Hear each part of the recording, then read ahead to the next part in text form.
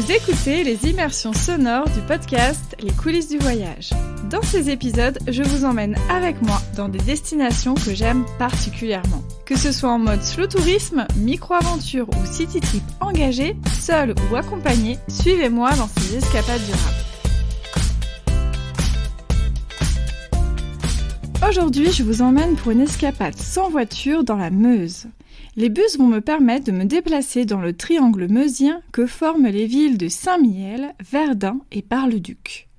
Je vous préviens d'avance, la Meuse cache bien son jeu. Et ce voyage s'annonce à la fois insolite et bouleversant.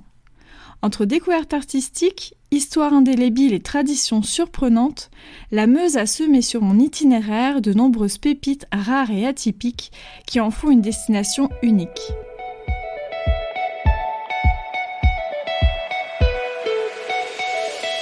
Après 1 heure de train depuis Paris, j'arrive à la gare de Meuse TGV.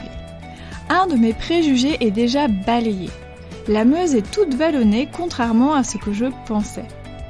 Je suis séduite par le camailleux des champs qui défile depuis la navette qui m'emmène à la première étape de ce séjour, Vendée-Forêt. Le bus me dépose devant la mairie de Fresnes-Aumont où m'attend Pascal, le directeur artistique de Vendée-Forêt. Rapidement, il m'embarque avec lui pour découvrir cette initiative surprenante. Vendée-Forêt, en fait, c'est l'histoire de 45 km de sentiers depuis 25 ans où les artistes sont invités. Donc aujourd'hui, où il y a 130 œuvres à voir sur les sentiers, 7 circuits de 3 km à 12 km. Et on est au cœur de la Meuse. Nous parlons dans le village de l'Aimée, au café de Madame Simon, le café que le Vendée-Forêt a réouvert il y a maintenant 2 ans. Voilà, ce café accueille les artistes, les promeneurs qui viennent de loin ou de proximité, les habitants bien entendu. Voilà. Et c'est le lieu, on va dire, où on accueille le public, où on le renseigne pour qu'il puisse, autour de la nappe à carreaux et d'une boisson chaude ou froide, voilà, discuter avec les artistes et prendre la carte de Vendée-Forêt pour découvrir le travail des artistes et des œuvres qui vont être sur les sentiers. Ces œuvres, en fait, sont le résultat d'un long processus de travail avec les bénévoles, les artisans. Alors ça peut être un chaudronnier, un ébéniste, un menuisier. L'artiste va travailler la pierre, le métal, le verre aussi, avec un maître verrier. Voilà, l'idée c'est vraiment des œuvres inédites. Et cette année, en fait, on prépare pour le 15 juillet la création de 8 nouvelles œuvres. Et dans le village, les 2 artistes commencent déjà à travailler leur création, leur sculpture. Plusieurs artistes travaillent en ce moment même à côté du café de Vendée-Forêt. Je vais donc en profiter pour les rencontrer. Bon, Marguerite, je viens de rentrer dans ton atelier. Il y a plein de tissus, un petit peu comme des tissus peints en plastique, des bâches, comment on pourrait dire ? C'est de la toile de parachute ou toile de kawaii. Et je l'utilise en ce moment pour faire un projet de gonflable. C'est Vendée-Forêt qui m'a conviée à participer à leur projet d'art et prison cette année. Si je me souviens bien, c'est la 5e édition. Mes premières éditions avec une femme. Donc j'ai débarqué en prison, un petit peu le vent dans les cheveux, sans vraiment d'a priori. Et j'ai adoré l'énergie qu'il y avait sur ce projet. Donc je suis arrivée comme ça. Et je leur ai dit, bon, on va faire du gonflable. Alors ils se sont tous demandé si déjà ils allaient pouvoir s'échapper avec.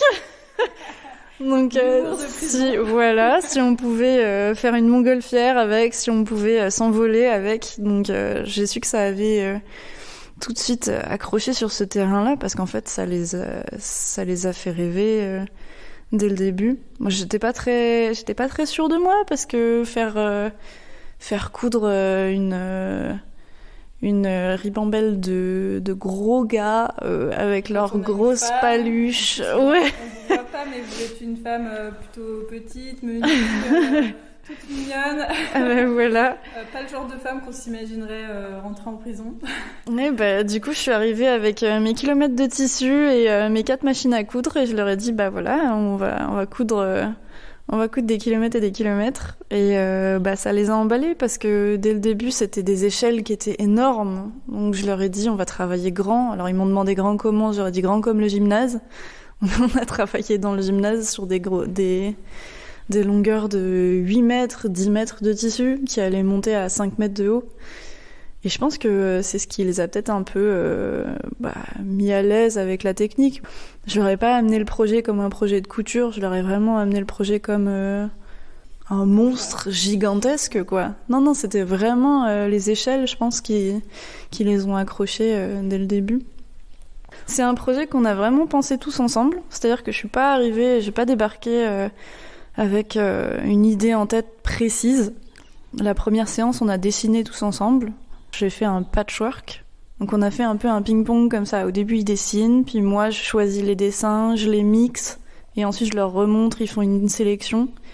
Et on est arrivé à un espèce de Frankenstein de plusieurs choses, de plusieurs animaux. Ah, on voit le dessin là-bas. Voilà, c'est une salamandre avec plein de pattes. Il doit y en avoir 12, je crois. 3 têtes. Une tête de fleur, une tête de, on dirait un bouffon ou un joker, et une tête de prince avec une couronne. Et des ailes, évidemment. Les ailes, c'était vraiment quelque chose qui leur tenait à cœur, parce que je pense que... C'est un peu l'envol de la liberté, peut-être. Voilà, c'est ça, c'est ce que ça représente pour eux. C'est, oui, vraiment la liberté. Et une petite tulipe à la place de la queue qui pousse comme ça, comme une sorte de petite bizarrerie. Je sais pas, ça leur... Enfin, ils se lâchent vraiment, hein. Ils sont très, très en demande d'exprimer leur créativité, en fait. Donc c'est vraiment leur projet. Moi, j'étais là pour les guider, quoi.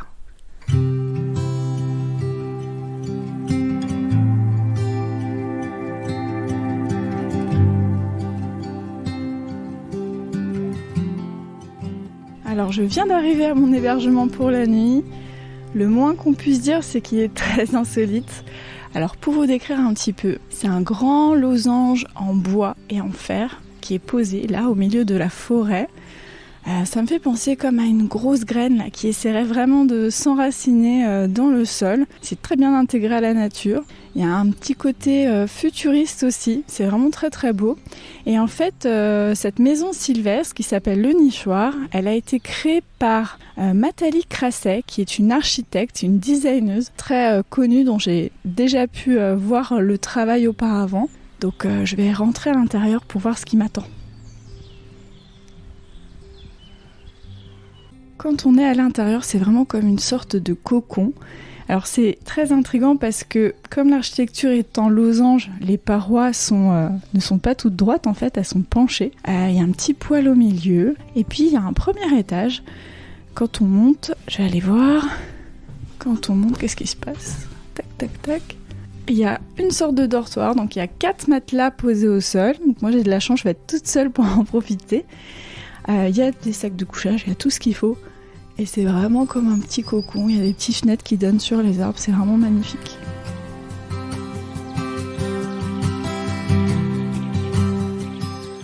J'ai passé une nuit délicieuse au sein du nichoir. Je me suis levée à l'aube pour contempler la forêt se réveiller. Pendant mon petit déjeuner, un chevreuil s'étonne de me voir et me toise en aboyant avant de s'échapper. Plus tard, lors de ma randonnée matinale, j'aurai même la chance de croiser un renard. Cette forêt est décidément pleine de surprises. Sur 8 km, différentes œuvres s'égrènent, tantôt discrètes, tantôt monumentales. J'accorde du temps à chacune d'entre elles pour la comprendre, la ressentir. Selon les propositions, je me laisse aller à des émotions diverses, de la surprise à l'amusement, en passant par l'angoisse et même la colère. Je cherche les bas-reliefs en céramique de la promenade des dragons d'Antoine Marquis. Ils sont incrustés dans les arbres et il faut être très attentive pour les détecter. A l'inverse, je tombe nez à nez avec un masque d'acier imposant de Théodore Fivel. Il me rappelle un masque africain traditionnel.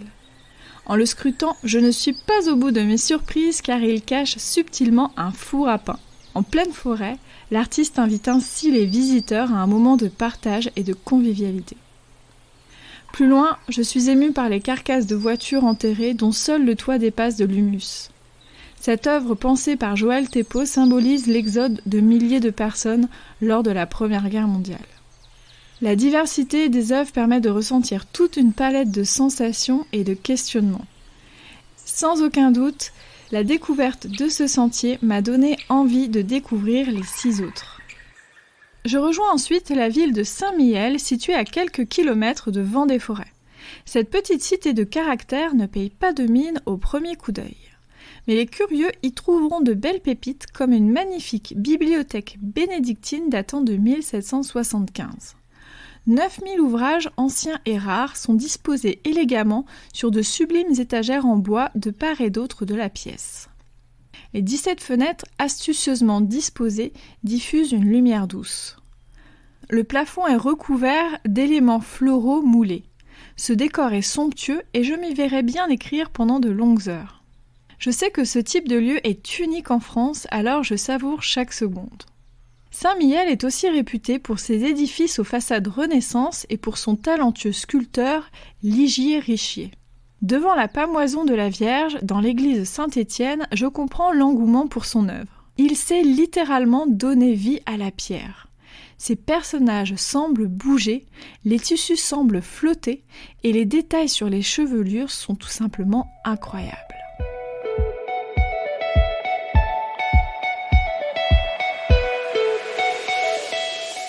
Après avoir vogué d'exposition en exposition, je rejoins le marché couvert de Saint-Mihiel où se trouve le bus qui va m'amener à la deuxième étape de ce séjour, Verdun.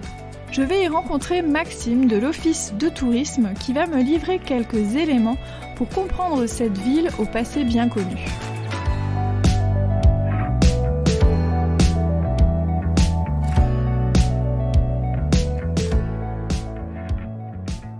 Verdun aujourd'hui, c'est pas une ville détruite. On a souvent le préjugé que la Grande Guerre, alors effectivement la Grande Guerre a laissé des traces un peu partout dans le département, mais la ville a été reconstruite en 11 ans.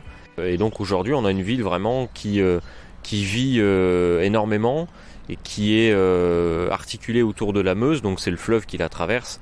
Et cette Meuse d'ailleurs se ramifie en petits canaux, donc on a vraiment une possibilité de balade assez infinie. Le centre-ville est assez petit, la ville on dit qu'elle est à taille humaine. Et puis on reste dans une ville de campagne, donc c'est qu'on a à portée de main, on a vraiment les grandes étendues, la forêt. Quels sont les monuments, les lieux incontournables à Verdun même, là, dans la ville, qu'il faut vraiment pas louper quand on vient? Alors au-delà de l'histoire, il y a évidemment ce que l'on appelle le quai de Londres, qui est en fait le port de plaisance qui se situe en plein cœur de la ville, juste... On a la Meuse et on a de part et d'autre les petits bateaux de plaisance qui viennent s'y amarrer à la belle saison. Et puis évidemment, on a les terrasses, on a les bars, les restaurants. Au-delà de ça, on a bien sûr une cathédrale qui est vieille de 1000 ans. Et c'est un édifice qui est vraiment exceptionnel. On a le Centre mondial de la paix qui présente des expos temporaires dans un bâtiment exceptionnel aussi. Et puis tout le centre-ville, je disais qu'on fait à pied facilement, avec divers monuments qui, eux, ont échappé en fait aux destructions de la Première Guerre. Et là, on est dans un très joli parc. On se trouve au parc Japio, parc municipal. Donc c'est vraiment un morceau de verdure. On est vraiment dans un lieu très très calme en plein cœur du centre-ville. On va continuer notre balade. Alors, où est-ce que vous m'emmenez après? On va suivre le chemin de halage. Pour voir justement le quai de Londres et puis essayer de remonter un peu plus loin. Donc là on passe devant l'hôtel où j'ai dormi. Devant la péniche, oui. Qui vient de s'installer puisque ça fait un an, je crois. Ça fait un peu plus d'un an, oui, qu'elle se trouve amarrée ici et qui propose un hébergement, on va dire insolite, sur l'eau. C'est hyper sympa le soir en plus, tout autour là c'est très joliment éclairé, donc c'est vraiment très sympa. Je poursuis ainsi ma balade à Verdun. Dans la ville basse, je repère quelques édifices art déco ou art nouveau magnifiques. L'un d'eux, une ancienne quincaillerie rue Mazel, a été reconverti en escape game. À 10 minutes à pied, c'est un autre lieu qui va m'offrir une expérience inédite. D'origine médiévale, la citadelle de Verdun a été construite au XVe siècle. C'est une véritable place forte avec ses fortifications, bastions, tours et douves. Elle s'est renforcée au XVIIe siècle par l'entremise de Vauban. Plus tard, en 1871, suite à la perte de l'Alsace-Moselle, Verdun ne se situe plus qu'à 60 km de Metz, tenu désormais par les Allemands. En prévision d'autres conflits, 4 km de galeries souterraines sont creusées pour pouvoir accueillir des hommes, des vivres et du matériel militaire. Elles serviront, durant la bataille de Verdun, pour mettre en place un important centre logistique.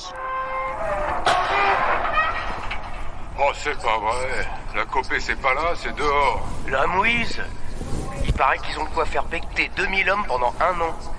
Camembert, artichaut, dragée. Rien qu'un bon kawa bien chaud, ça me suffirait. Et du tabac. Ah oui, une bonne vieille chic. Et toi, Jean, ça te dirait un casse-cra la gueule de dragée avec un petit coup de pinard? J'ai pas faim. Qu'est-ce qu'il y a? C'est Camille. Sa blessure est vraiment moche. C'est un costaud, ce gars-là. T'oublie pas. Un parcours en réalité augmentée a été conçu pour explorer la vie de la citadelle souterraine durant cette période. Muni d'un casque de réalité augmentée, je monte à bord d'un wagon qui se déplace dans les entrailles de ces galeries. Je suis le quotidien du soldat Jean Rivière et de ses camarades. Ici se croisaient les soldats de retour des champs de bataille et ceux qui s'y préparaient. Les soldats pouvaient se reposer, y être soignés. On y fabriquait 40 000 pains par jour, on y entreposait des munitions et des cérémonies militaires s'y déroulaient. Une véritable fourmilière dont la vie était rythmée par les bombardements et les nouvelles du front. Le dispositif permet une immersion totale, la sensation de vivre avec eux un moment fort de l'histoire. Après cette balade à Verdun, je file à l'office de tourisme pour louer un vélo et rejoindre le champ de bataille. Pour cela, je vais emprunter la voie verte qui longe la Meuse. Pour bien comprendre la bataille de Verdun, je pars à la rencontre de Nicolas Dubac, professeur d'histoire-géographie et responsable du pôle Histoire, Collection et Médiation du Mémorial de Verdun. La bataille de Verdun est la bataille emblématique de la Première Guerre mondiale parce qu'on a un affrontement franco-allemand qui va durer 10 mois de temps, un duel implacable avec des soldats qui se sont affrontés dans la boue, sous les tirs d'artillerie, en ne cédant rien du terrain, les uns souhaitant avancer, les autres retenir la poussée de l'adversaire. Et donc on a ce duel à mort entre Français et Allemands ici sur les Hauts-de-Meuse et qui symbolise cette Première Guerre mondiale. La bataille de Verdun, évidemment, consomme beaucoup de matériel et demande beaucoup d'hommes. Donc, on a eu en effet plus de 2 300 000 soldats qui ont été engagés pendant la bataille de Verdun. Donc, ils étaient acheminés, les Français, par les camions, long d'une route qui s'appelait la Voie Sacrée. Les Allemands étaient amenés par ligne de chemin de fer. Et une fois qu'ils étaient déchargés, les uns des camions, les autres des trains, eh bien, ils montaient à tour de rôle sur ce champ de bataille. Ils y passaient en moyenne une 8aine de jours avant d'être relevés. Les uns pour ne plus jamais y retourner et d'autres, malheureusement, revenaient dans les semaines qui suivaient. Alors le champ de bataille de Verdun était un champ de bataille qui ressemblait à la surface de la Lune. Le paysage était complètement lunaire, martelé par l'artillerie. Dans cette bataille-là, on s'est retrouvé avec des milliers de canons qui, jour et nuit, déversaient des centaines de milliers de projectiles. On estime qu'en 10 mois de temps, 60 millions d'obus ont été tirés sur ce champ de bataille qui faisait un peu moins de 200 km². Donc le paysage avait été complètement ravagé. Ici où on se trouve, à Fleury-de-Vendôme, sur chaque mètre carré, on estime de l'ordre de 6 à 8 obus par mètre carré, donc qui se sont abattus. Donc le terrain était littéralement pulvérisé. Et j'imagine que les morts étaient proportionnels à cette déferlante d'artillerie. Oui, la bataille de Verdun a fait évidemment beaucoup de victimes sous ce déluge d'artillerie. L'artillerie avait représenté 85% des pertes. On estime de l'ordre de 306 000 soldats qui ont été tués, français comme allemands, ici en 10 mois de temps, auxquels il faut ajouter 400 000 blessés. Donc imaginez-vous, plus de 700 000 hommes tués ou blessés ici sur ce champ de bataille. Et pour beaucoup de soldats, on n'a jamais retrouvé leur corps parce qu'ils ont été littéralement broyés par l'artillerie. Et ce qui explique que cette forêt domaniale de Verdun, on estime de l'ordre de 80 000 corps qui restent encore sous les arbres, ici, dans le terrain incrusté à Verdun.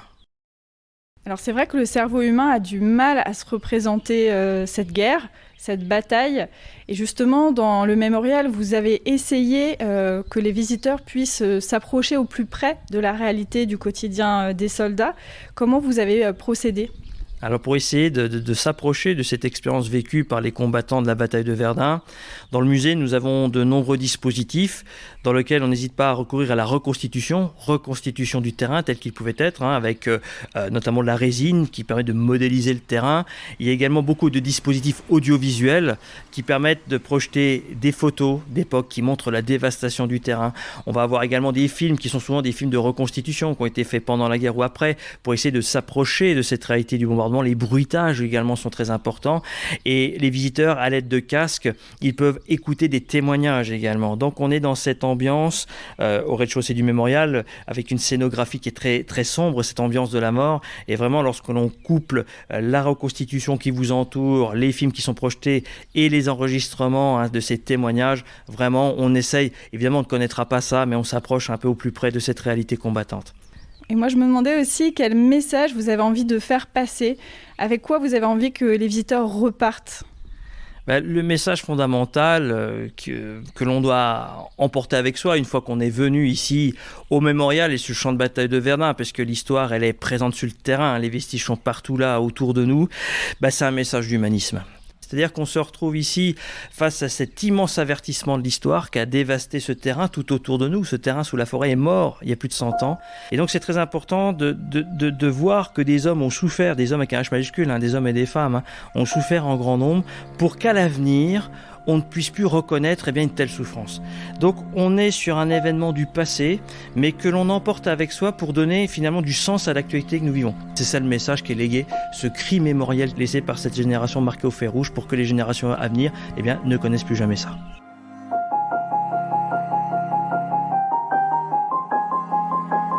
Depuis la terrasse du mémorial, j'observe la couverture boisée qui se répand quasiment sur tout le champ de bataille.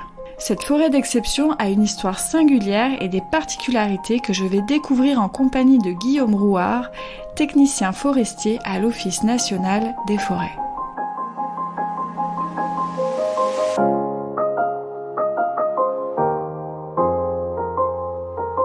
Alors Guillaume, là on est sur le champ de bataille de Verdun. Et alors moi, j'avais très envie de te rencontrer pour que tu nous expliques un petit peu l'évolution du paysage où on se trouve, avant, pendant et après la guerre, et aussi les conséquences un peu écologiques de cette bataille. Sur le site de l'ancienne forêt domaniale de Verdun, avant 14, en fait, on était sur un paysage plutôt de bocage, avec quelques bosquets forestiers, puisque donc la forêt de Verdun aujourd'hui représente 10 000 hectares. Sur ces 10 000 hectares, il y avait environ 2 000 hectares de bois. Tout le reste, c'était des champs, des vignes, des prés. Et donc, comme tout a été détruit pendant la guerre, puisqu'il y a eu 60 millions d'obus tirés, il y a eu 7 villages détruits, complètement détruits. Donc les propriétaires ont été expropriés et l'État a décidé de boiser ces terrains. Tout ça s'est fait dans les années 30, avec des essences résineuses. Pourquoi il a été fait le choix de boiser plutôt que de reconstruire peut-être des villages, faire de l'agriculture ? Effectivement, la particularité de Verdun, c'est que c'était un site très très symbolique après la guerre. Il y a eu de grands débats sur l'avenir de la forêt, sur le site de la bataille de Verdun, parce qu'il y a plein de zones en France, dans l'Aisne, dans la Marne, qui ont été rendues au monde agricole, mais pas Verdun. Verdun, donc, il a été décidé d'exproprier les agriculteurs, les propriétaires, pour en faire une zone sanctuaire. Le fait de boiser sanctuarisait un petit peu tout ça, parce que le couvert forestier, en fait, laissait apparaître le bouleversement du sol. Les millions d'obus qui ont été tirés, on pouvait les apercevoir, puisqu'il n'y avait pas de lumière qui arrivait au sol grâce aux résineux. Et ça permettait aussi de savoir qu'il y a 80 000 hommes qu'on n'a jamais retrouvés, là, autour de nous. Et donc, on les laissait tranquilles pour les siècles à venir, quoi. Voilà. Alors, une fois qu'il a été décidé de planter des arbres, donc il y a eu une forêt. Et donc cette forêt, forcément, elle a une histoire très particulière. Est-ce que tu peux nous la résumer en quelques mots ? Alors oui, elle a une histoire très particulière. Et puis comme toute chose vivante, elle évolue. Alors il y a des périodes difficiles pour elle. En ce moment, c'est une période très difficile. Pas spécialement pour la forêt de Verdun, pour la forêt française en général. Les changements climatiques nous impliquent de gros changements, de gros bouleversements sur les essences. Donc ici, c'était une forêt qui était plantée en résineux, donc après-guerre, avec des plants donnés par les Allemands. Dans les années 70, l'ONF a dit on va transformer ces résineux en peuplements plus locaux, donc avec le hêtre, puisque c'est l'essence de la Lorraine par excellence. Il se trouve que le hêtre ne sera sûrement plus acclimaté dans quelques dizaines d'années ici à Verdun, enfin dans le nord-est, d'une manière générale. Donc on a changé notre fusil d'épaule et maintenant, petit à petit, on réimplante des essences qui viennent du sud, du bassin méditerranéen en fait, des cèdres, des sapins de Turquie, de Grèce, pour essayer de pallier à ces modifications climatiques. Voilà. Ici à Froid-de-Terre, c'est un espace un peu particulier parce que c'est un ouvrage qui a été particulièrement bombardé. Donc comme tu peux le voir, il y a des centaines de trous d'obus autour de nous. Ces trous d'obus sont remplis d'eau, surtout en sortie d'hiver, et donc ils recèlent une grande population d'amphibiens. Donc on a toutes les espèces de tritons ici, alpestres, ponctués, palmés, crétés. Et on a la particularité d'avoir encore sur la domaine de Verdun un petit crapaud qui est en voie de disparition, qui s'appelle le crapaud sonneur à ventre jaune, qui est un petit crapaud, sa taille adulte c'est 4 à 5 cm. Toute la forêt de Verdun est classée Natura 2000, puisqu'elle recèle aussi un grand nombre d'ouvrages et de forts, environ une quarantaine. Et dans ces ouvrages et forts, on a une très grande population de chiroptères, donc des chauves-souris en fait, une vingtaine d'espèces sur le site de Verdun. Comme tu peux le voir, tous les sites touristiques ici sont bien entretenus et donc ça correspond en fait à d'anciennes pelouses calcaires. Donc on a aussi une très grande population d'orchidées. On peut dire d'une certaine manière que la nature a été résiliente, elle s'est adaptée et sûrement qu'elle est très différente de ce qu'elle aurait été s'il n'y avait pas eu tous ces combats. Elle a transformé cette forêt en quelque chose de vivant en tout cas. C'est un beau symbole aussi de se dire qu'après tous ces combats, il y a la vie qui renaît. Alors qu'on sait qu'il y a autour de nous des dizaines de milliers de soldats qui ont disparu, la nature elle continue à évoluer. Difficilement en ce moment, il faut quand même être honnête, mais voilà, avec le mal s'adapte en fait.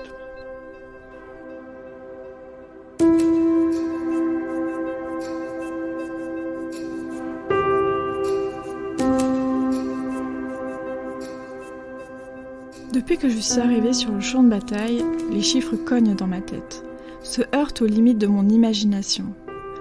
La violence, l'horreur vécue ici sont telles que mon cerveau bug littéralement. Le contraste entre l'ambiance paisible de la forêt accentue mon malaise et mon incompréhension. Je suis particulièrement émue par ce sol cabossé qui recouvre tout le champ de bataille. Il est le témoignage palpable de l'acharnement. Pour terminer cette journée déjà forte en émotions, je me rends à l'ossuaire du Douaumont. Là encore, c'est le contraste entre la beauté de cet édifice et sa fonction qui me prend aux tripes.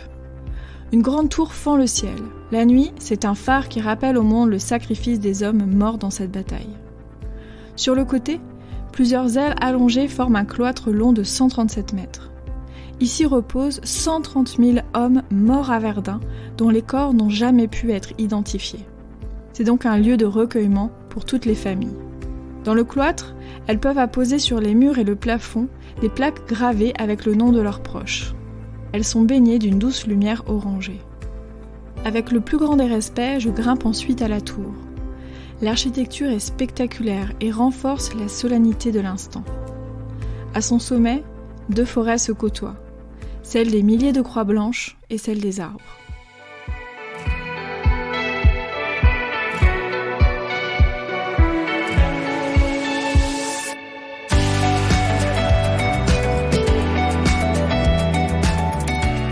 Après toutes ces émotions, je m'engage pour la dernière partie de ce séjour. Je n'ai qu'à prendre un bus à la gare de Verdun pour me rendre à Bar-le-Duc. J'aime me rendre dans les lieux dont je n'ai aucune représentation. Je sais que c'est la garantie d'être surprise. Et c'est le cas pour Bar-le-Duc.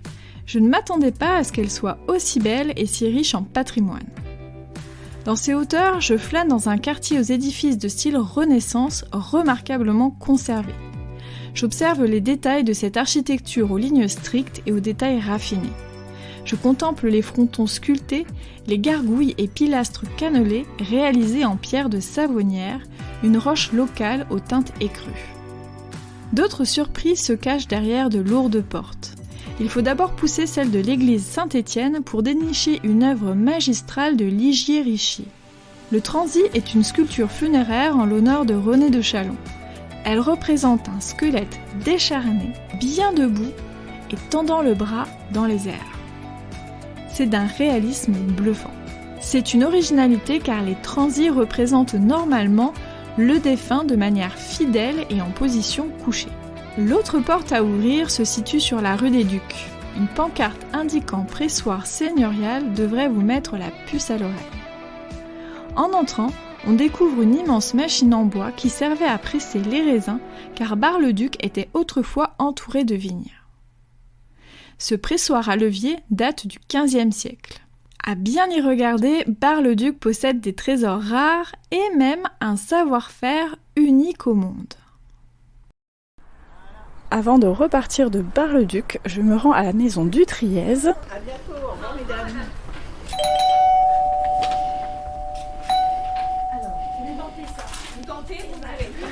Pour observer une tradition culinaire assez insolite, à savoir la fabrication de la confiture de groseille épépinée à la plume d'oie.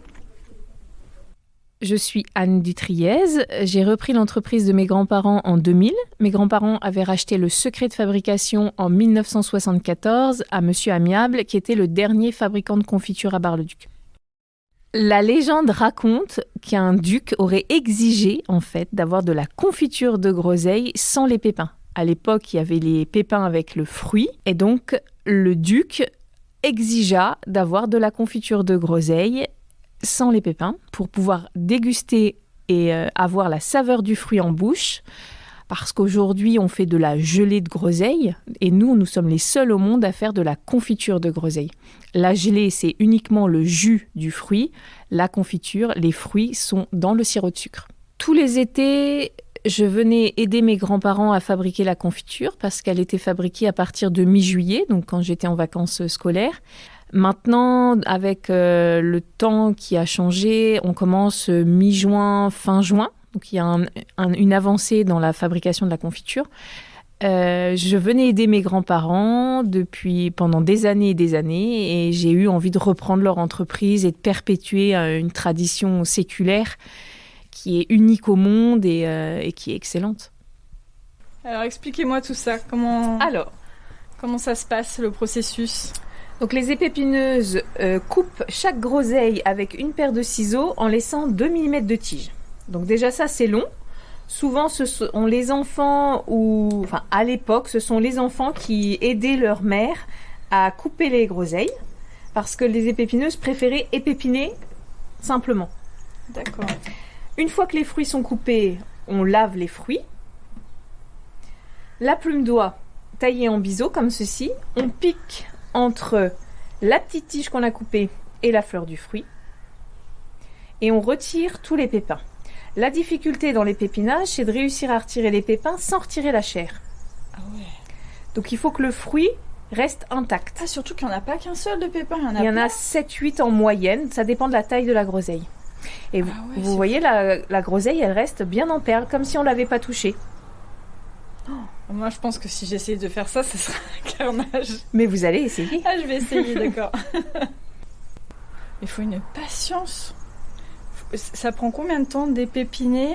Alors, pour je sais pas moi, 1 kilo, je veux même pas dire 1 kilo. Aussi, 1 kilo, on peut dire. Par exemple, un débutant qui commence et qui s'essaie à l'épépinage des groseilles, il va mettre 15 heures pour faire 1 kilo de groseille. 15 heures pour faire 1 kilo de groseille. Ah oui, et une épépineuse expérimentée qui fait ça depuis plusieurs années, elle réussit à faire 1 kilo en 1h30.